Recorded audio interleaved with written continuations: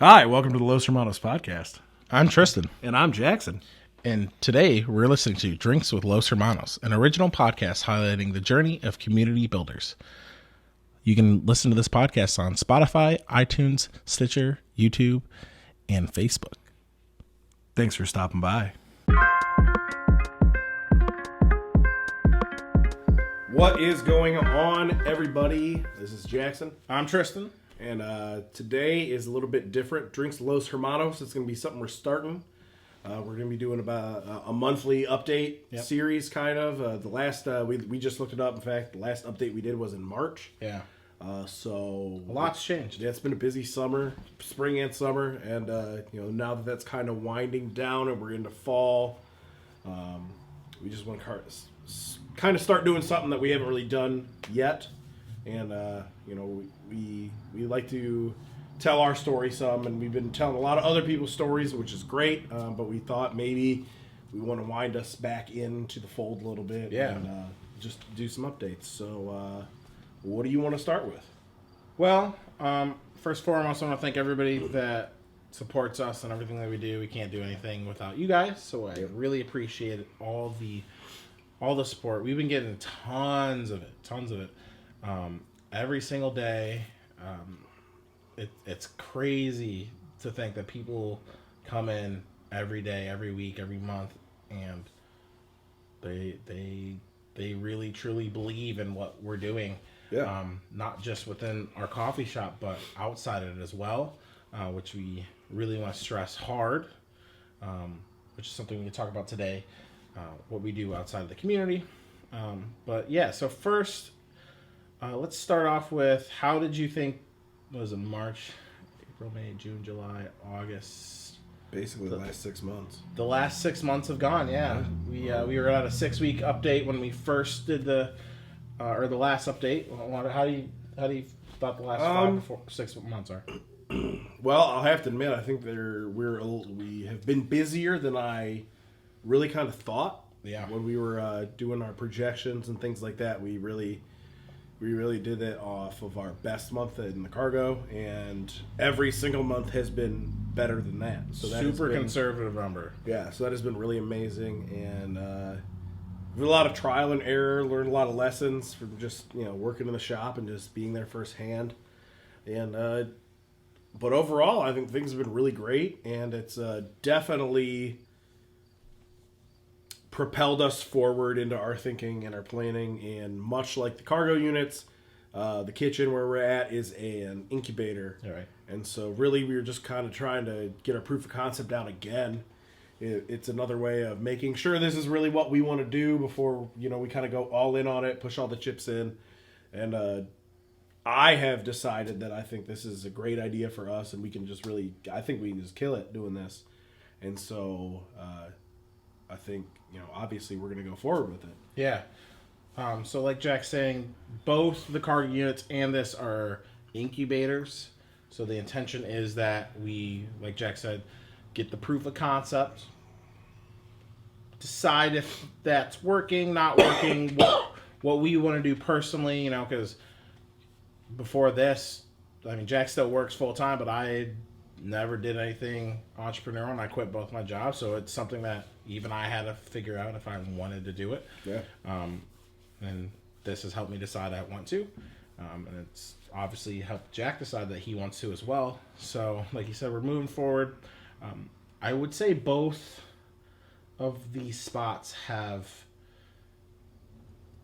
we're very confident guys. We have a very large vibrato most of the time. But I would say both of us had a conservative outlook on both these projects, in that we expect 2-year plans out of these places. The cargo unit obviously was quicker than we thought. We obviously moved forward quicker into the kitchen. And I believe that's the same for what's going on at the kitchen.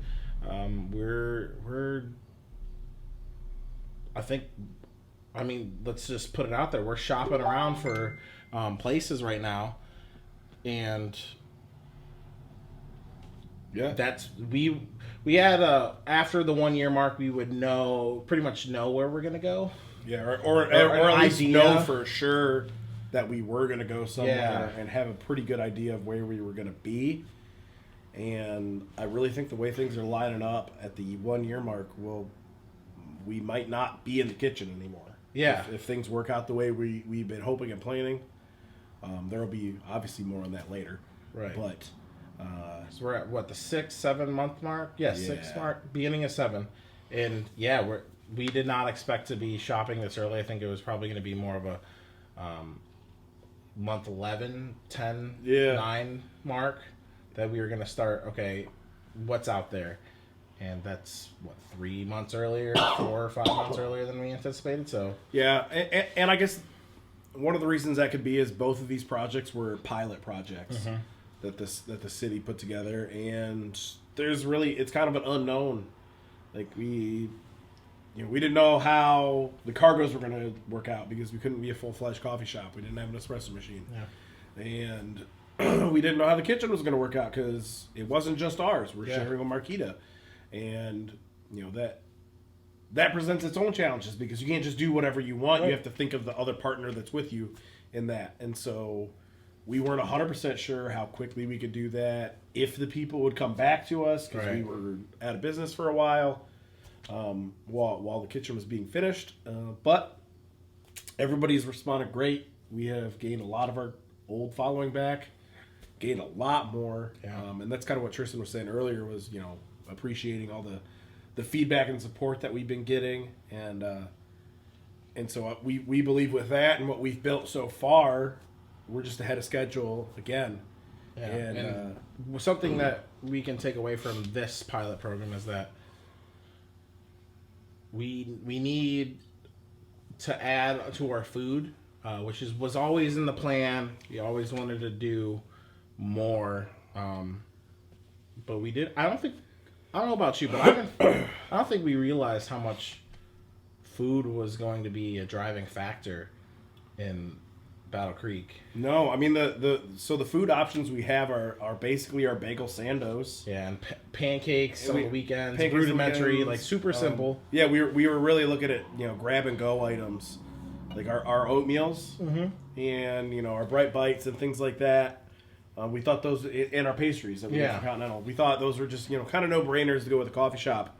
And then we got bagels because that's also a no brainer. And then we experimented with breads, bread and other sandwiches, and they really weren't working all that well. We did some like pre-made ones that we wrapped up and put in the cooler, and more often than not, we just ended up eating those. Yeah, throwing them away. Yeah. So we were like, instead of making another expenditure for a different kind of bread, how about we translate those to bagels since we already have bagels? And the response has been much bigger than I ever anticipated. We sell a ton of bagel sandwiches, and it's sometimes hard to keep up. Like it is, especially when Tristan's there by himself during the day. It's you got 3 or 4 orders of coffee, and then someone wants a bagel sandwich too. It can be a little bit challenging, and so we definitely underestimated the food desires for people coming into our shop, which is great. It's letting us know that we have room to grow, which we hypothesized that, but we didn't really know. And we always had this like idea of like doing brunch on Sundays, like a full made to order brunch. So that's something Battle Creek does not have. There's not a no kidding order brunch. There's buffets, and those have their place, but we're talking a no kidding. You sit down, you order brunch, you get a mimosa tray, you have a bloody, and you just enjoy the hell out of your Sunday morning. Right. And so we always kind of wanted to do that. We're gonna figure out how to do that, but then, like I said, we've realized that food is gonna be probably a bigger part of it. So our next step, we're gonna have a full kitchen. Try to get some other things in place to really bring a whole experience to our shop. We're experience, or not experience. Yeah, no, we are experience based coffee shop. We try to give everybody the best experience possible, and that may mean that we do things a certain way, or it might not be as quick or whatever. We want you to be wowed by the experience, and so we're going to set up things properly so that can happen in the future. Yeah, and I think, at least for me, there's a time and place for efficiency and getting coffee fast. And if that's at 8 a.m. on a Monday morning, Right. where you just want a quick cup of coffee, I get that. But there's also the time and place for value-added benefits to your drinks. Because like this weekend we were in Detroit, went to Madcap, which is a beautiful, beautiful coffee shop. If you can get to downtown Detroit and check out their new location there, it's amazing. Awesome. Service was great. Yeah, but I ordered a flight of coffee, and that took probably 15 minutes. Right. And I knew it was going to take a while because the barista had to hand pour 3 different pour overs. And that place was rocking on a Monday morning. Yeah, it was packed. But I was okay with that. I knew it was going to be a wait, and so because I knew the end value would be worth it. Right. And it was. And I tried 3 delicious coffees, and it was worth the wait. So sometimes that may happen. And then again, if we're busy, right now Tristan's the only one working during the day. Yeah. So that it can get backed up. I mean, you said today you had a full ticket window and there was a line, which A is a great sign. Yeah. But B, I know as a consumer it can get a little frustrating, but yeah, that's one thing that is always on my mind. I always want to make sure people get service properly, and I know that comes at expense when I'm the only one there. Also, I would like to thank Morgan and Braulio. yeah. Morgan is back at Michigan State, so we Miss you, Morgan. do. I mean, we no longer have her on board until the future. Yeah. Winter, summer, who knows. But Braulio still helps out. Mm-hmm. But, I mean, they're still not full-fledged employees. So that's always been on my mind. Of like, okay, I want to make sure everybody gets in and out in a timely manner, that they're not going, oh, I mean, there's people down there that need to make sure they get in and out because they got a meeting. Yeah. So as we move forward, that'll be addressed. And yeah, but as anything that we've been doing the last 2 years, it has come in steps. right. And you can't force things, and you can't jump too far ahead too quickly sometimes. We want to do more food, but right now we can't. And we don't want to get too complicated with our food because there's a lot of times where there's only one of us there. Right. And so we can't sacrifice service of our coffee for service of our food at this point. Right. So, But it'll take time. It's patience. We're patient. I think that's one thing that this has taught me is this whole project, not just the last 6 months, but patience is something that is massive. It's going to take like 1 year, and the step is really like 1 day, maybe 1 week. I mean, we just talked about it this weekend that summer's already over. It doesn't even feel like it started. Like, I don't feel like we've progressed so much, but we have. We've progressed every day and added and gotten better. And I just feel like even last summer took longer than this summer. Yeah. But it felt like it was longer than this summer. And I know it was a different environment. We were outside hot all the time, but man, I don't know, the summer just flew by. And I know the winter's going to fly by, the fall, and, then it'll just be, what's next. And so we want to kind of do, going on a little segue here. We kind of want to do a recap of what we learned in August, what we did in August, and kind of what that taught us. yeah, And so I think one of the biggest things that we did in August that was new was our catering options. yeah, and events. We events. had probably 6 events, I want to say. Yeah. And so we started off the summer with a kegerator account at the W.K. Kellogg Foundation, which is really our first one of those. We've had that idea for a while, but this is the first time that we've actually executed it, and they gave us 3 months in their cafeteria, which was awesome, and it was a great opportunity. And it just really kind of taught us a little bit about what it takes to do that. Yeah. And it's a little bit more work than you initially think, because you're like, oh, how hard can it be? I just drop a keg off in the morning. Well, when it's a 13-gallon keg and you don't really have a dolly and you got to go into someone's kitchen and go through security, it's not the easiest. So that, even though it's down the street, it takes a half an hour to get all that through. Yeah. And things definitely went wrong. They always went wrong. Yeah. Something would always come loose. Yada yada yada. But we prevailed. Yeah, it was definitely a cool learning experience. And then towards the end, July and August, we were pretty much down pat on it. We knew what we had to do. It was a challenge because we had to brew even more. Right. Cold brew, because in anticipation for their kegs running out. Yeah. And we just recently started using the big half barrel kegs there and in our shop. And so that's really just a whole new dimension to the brewing. Yeah, man, if we could estimate how much in those 3 months, how many gallons of cold brew we brewed, it's hard. It's a lot. It's in the hundreds, I think, for sure, easily.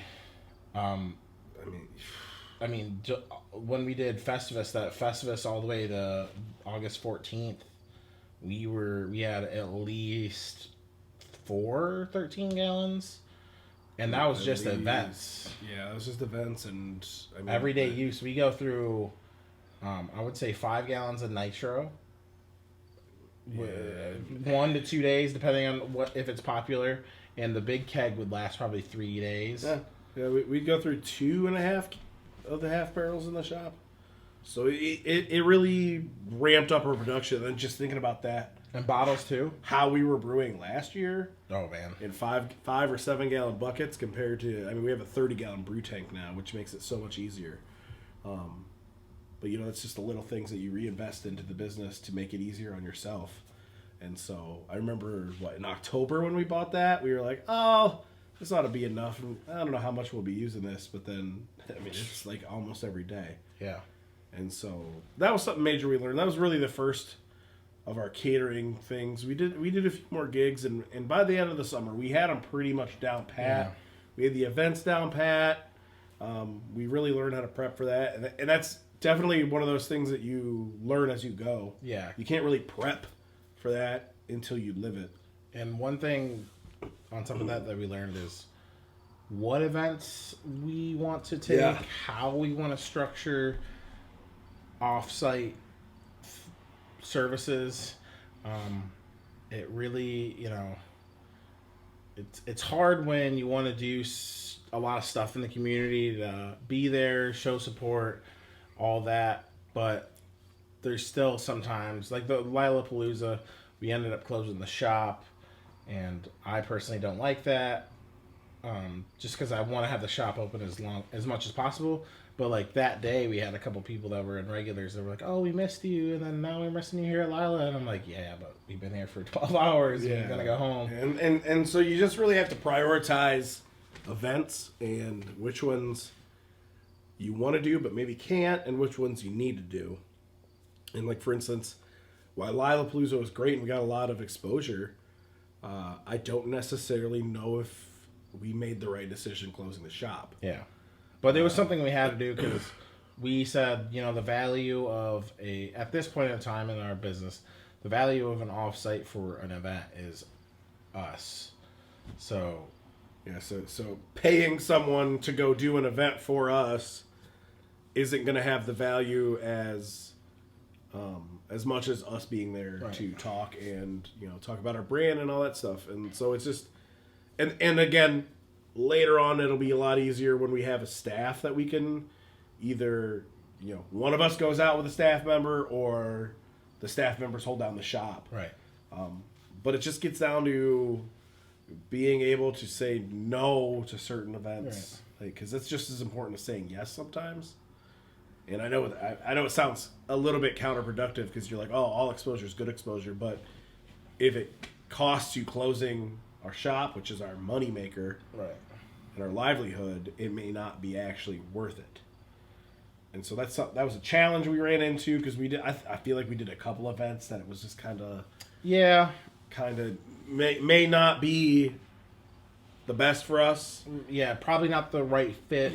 But I will say this: we're gonna try our hardest to stick to our word, and if we agree to something, we're gonna do it. And we're gonna do it how we said we were going to. Yeah, because there's a couple of events that, by happenstance, were on the same day. Yeah. And it really stretched us. We got it down. We did it. It worked out. But it was a tough ass weekend. It was. Because we had, it was last summer in the Cargos. We agreed to do one of the events. And it just so happened to be on the same day as International Fest. Which is something we do every year just because it's, we're doing it for the culture. I love International Fest. It's something that the Battle Creek, Community Foundation puts on that is completely free to the public, and it just exposes you to a lot of different cultures. They try to have different booths represent different countries, and so you can get a little bit of taste of their food, their culture, and it's a really good event. Yeah, and that's something that we're always going to do. We're always going to go there and rep for Costa Rica. And just do what we can because it's just an event that I personally believe in, and I think it's a great thing for the community. Yeah. And it would have been no problem had it not accidentally coincided with an event we agreed to. But a year ago. Yeah, but it worked out. It did. And we figured it out and we got it done. And that's one thing too that I think you gotta stretch yourself and believe that you can do it, because realistically, should we have had 2 events and open the shop all at once with 3 people? Braulio couldn't be there, and it was Jack and me and Morgan. That's our staff, us 4. So we had some help. We brought some help in. Yeah, we got some people that volunteer and help us out, and which was awesome. Right. Which means hey, whatever we're doing is working because we have people that are willing to come help us and sacrifice their Saturday. Right. To come help us run an event, and so that's But we grew from it. Yeah. We figured it out. Now we know we can do it and what the setup needs to be. So, you can only grow by, it's just like muscles. You can only grow your muscles if you break them down and tear them. So, that's how I viewed it. It was pretty good. Let's get on more of a positive side. Shout out Josh. Josh. What was something really great that you thought happened that didn't come from something bad or something that kind of set us back, but something that just really worked out really well? Well, I think besides the account at WKKF, I think our lemonades that we designed this summer were a big hit, bigger than I thought they would be. I mean, I know people like lemonades, but we kind of rapid prototyped. Yeah. Shout out to Second Muse and Morning Light for that. But we rapid prototype stuff, and we're still doing that. I mean, that's how we came up with our APL on our fall menus. We just kind of, I was there, and Lori, one of our favorite customers, came in, and she loves to be a guinea pig. So I was like, you know what, Lori, hold on, let me make you something. And we did it a lot with our summer menu with her too. Yeah. She's always down to come in and let us give her a drink. And so that was a positive. We our creativity was able to be shown this summer, I feel like. Yeah. And it wasn't just, I don't want to say it wasn't just lattes and coffees, but we were able to do some other beverages and foods too that just really kind of let us spread our wings creatively. Yeah, and that I would say the positive, same thing, creativity, but like our sandwiches that were just made of people just prototyping. They were like, "Oh, do you have this and this? And can I put this on?" Like, I know Audrey V and Summer, they came in and asked for tomato sunrises, and they coined the name because they were like, "Oh, I like this bagel. Wait, you guys have tomatoes? Can I put some on there? Oh, you have basil? Can we put some on there?" And then they said it was really good, and they're like, "You should put this on the menu." And I was like, "All right, what do we name it?" And they came up with a name. So that was pretty cool. And then what came from that was I started thinking about other things, because it's easy to make a chicken sandwich or whatever, but there's people out there that are vegetarian, and we haven't quite cracked the vegan yet, but we'll get there. But the vegetarian thing, we made the caprese sandwich. And that's phenomenal. I mean, I love it. We had the Kalamazoo foodie come out, and she said she loved it, and all of our sandwiches we made for her. And so it just, like Jack said, the creativity got to shine a little bit this summer. And it's a little bit of validation too. Like, we are creative enough to come up with drinks and food options that people may not necessarily have had before or heard of before, but they're willing to try and then like. Right. Like we had a raspberry basil lemonade. I mean, we didn't invent that obviously, but it was just something that we kind of were messing around with, and we had a lot of people that liked that. We sold out the first day and didn't post anywhere or tell anybody. It was just one person saw it, and then they were like, "Wait, I want that," and then that just trickled down. I was like, "Okay, sweet." Yeah. So that was great, and that obviously led to some of the stuff we're doing on our fall menu with the APL and the Manhattan and the hayride that we did last year. But we've kind of fine tuned that too, just from it's trial and error. So it's that rapid prototyping that I like to hang our hat on. That is, I feel like we try a lot of things, and I mean we've had a lot of misses too. Yeah. So like that's it's not always it's not always a winner. We've had some misses too, but that we go try these things is a great thing. Yeah, and another thing this summer, speaking of the positivity, is one of our super regular customers, Josh. Basically kind of became a little brother for us, and we were hosting his podcast for him, and even though he's down in Texas now, he's still part of the Cafe Rica fam, and that's another positive. Is it's not just business positives; it's in relationships, and right. We became really good friends with him, and who knows what can come from that. Right. That is a good thing. And amazing. Yeah. We got to connect with people like Lori. Like I think that's another thing we pride ourselves on is getting to know people, and like really getting to know people. We want to try to know as much as we can about them and kind of create a family. Oddly enough. I mean, when people ask me when I found out coffee was my passion, I often tell them, they're surprised because I say, well, it's not. It's relationships with people. Like as much as I've complained about working in retail before, and there's definitely days working with people is exhausting and not the best. It's more often than not, it's good, and I like connecting with people and doing that. And I think that's what my passion actually is connecting with people and seeing people enjoy something that we created, and then have them come back and come back and come back, because not just because of the things we make, but because of who we are and the relationships we made with them. And that's how we want to treat our employees, our customers, everybody. Like you just need to have a good environment like that, and I think that'll take you much further than just having good products. Right. Yeah, and that's one thing I've been trying to think about recently, since expansion is on the horizon, and we will need a staff. And okay, so like, what are our core values when you break it down? And I would say, treating people like they're people, and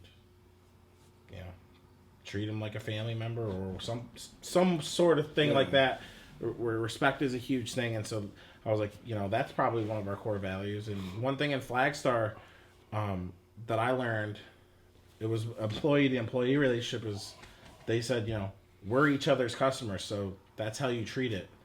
You treat them like you would anybody else. We're not, sitting slacking back and all that, and just going, oh, they're in all the time, they'll understand. No, it's even if I know you for one day or 12 years, I want to treat you the exact same way, because that's how I want. I want the best. Even though I'll understand if my friend's the waitress and I go, oh yeah, no, it's busy, I get it. But like, I still want to see them working as hard as they can to get me things quick. And like, one of the things I learned as a manager, and even just as an employee, like, you can't ask employees to do something that you wouldn't. Right. Like, is that, I mean, I feel like that's general rule number one. And so that's also kind of how we like to treat our customers is that I wouldn't want to give them something that I wouldn't like. Yeah. You know, we make something wrong, we want to fix it and make it right. I mean, you ran into that last week or the week before where you were kind of arguing with the lady, just let me make it again because I don't know if I made it right. So just let me please make it again.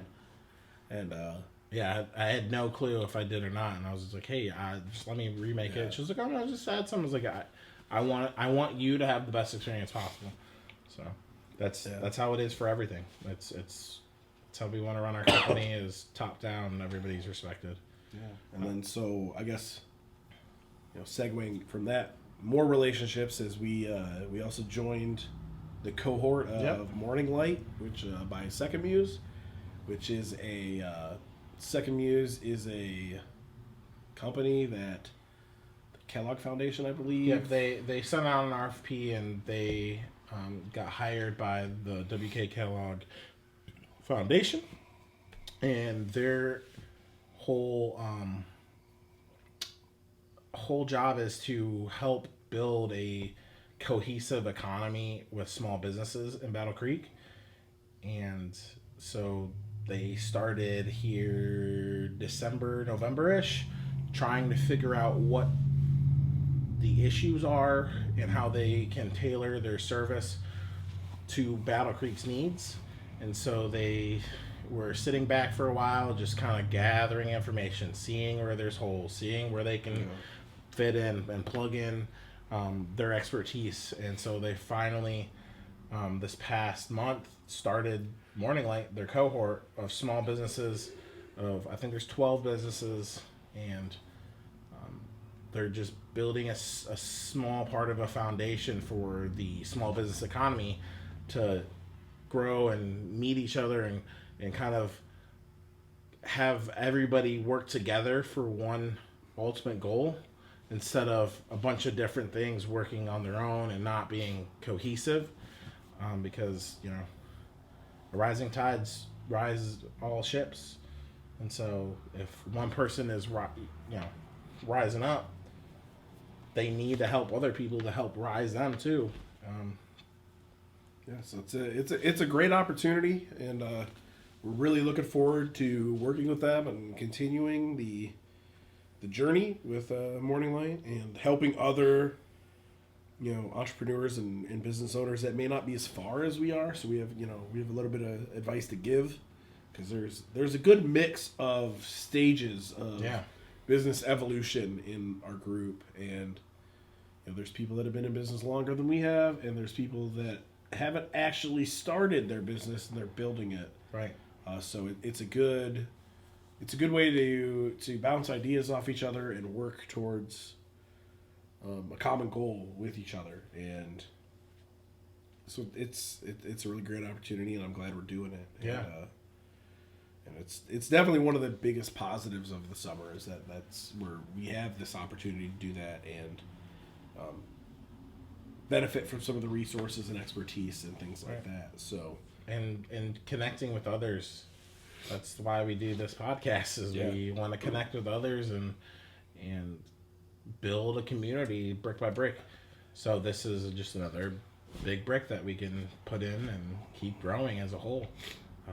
So now that we've kind of reflected on the past, let's talk about the future on what are some goals, what do we want to do, let's say in this next month, since we'll be back in October. At the end of October, yeah. Beginning of October, but yeah. Yeah, touche. Well, we have a few more items that we want to add to our fall menu, and we don't want to. So we do rapid prototype a lot, but there's also products that we go a little bit slower on. There's certain things that we want to do, and we just need to figure out how to do them as best that we can, because we don't want to give a cut rate product to people and try to say that it's a value added when it's really just a value.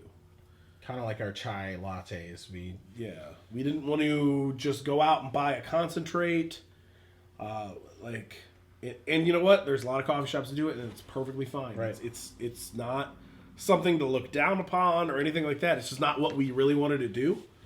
Just for us personally, we didn't want to do that.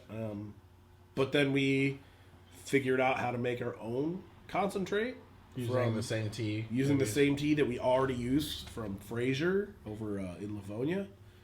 And I feel like it's great. We have a great product. We did the same thing with our iced tea. We wanted to make sure that it was a good quality product, and we made our own blend, which is, I think, delicious. And a lot of people liked it this summer too, so that's great too. So yeah, there's a few things that we're going to be fine tuning this month to get out. Yeah, we're one thing that we have that we've been fine tuning behind the scenes is our menu pricing and extra services. And one of the major changes that's happening starting today actually was we're now charging for alternative milk.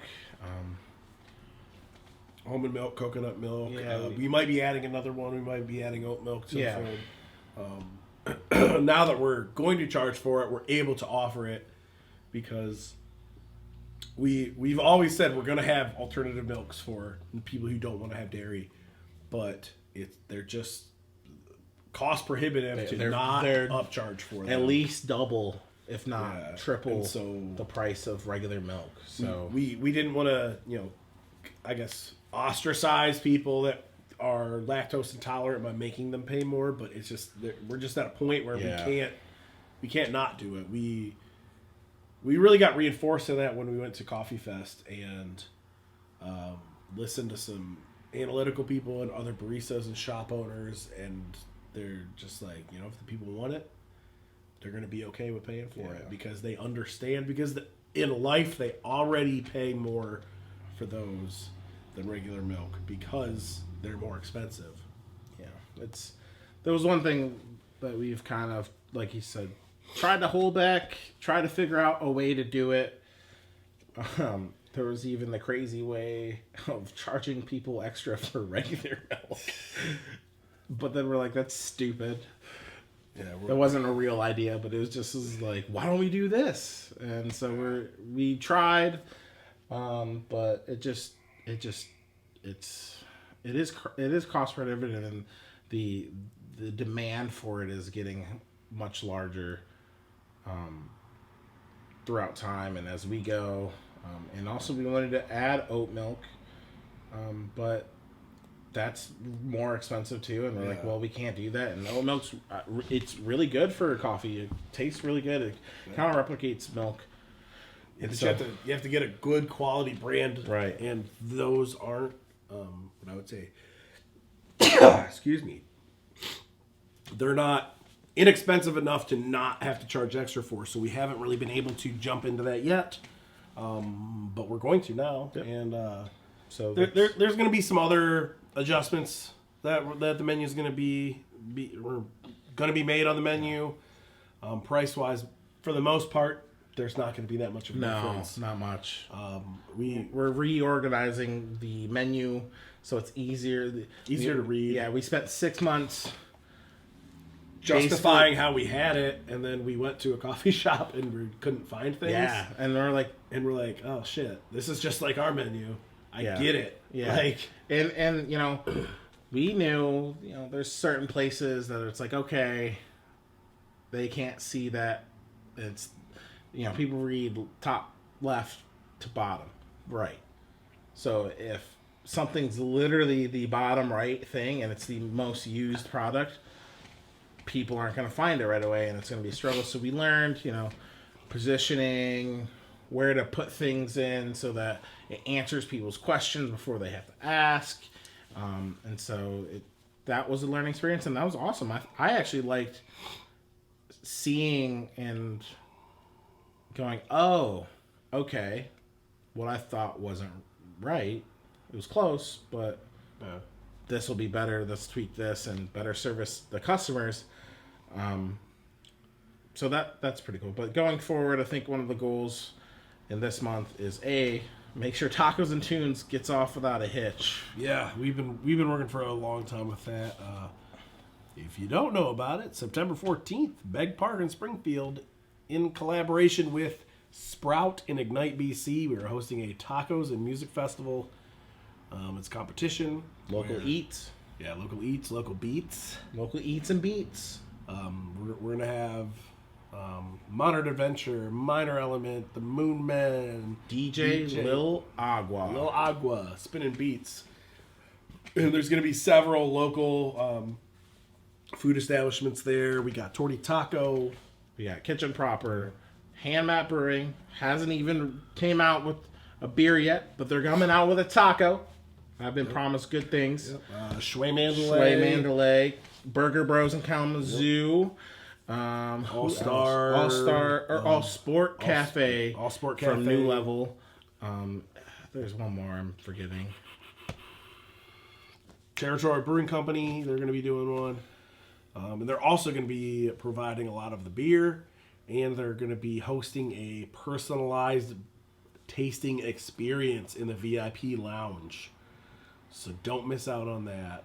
But that's really been our huge project for, I mean, it's been a few months now, but it's been on the front burner for the last month. Yeah, so we're going to get on more with the events.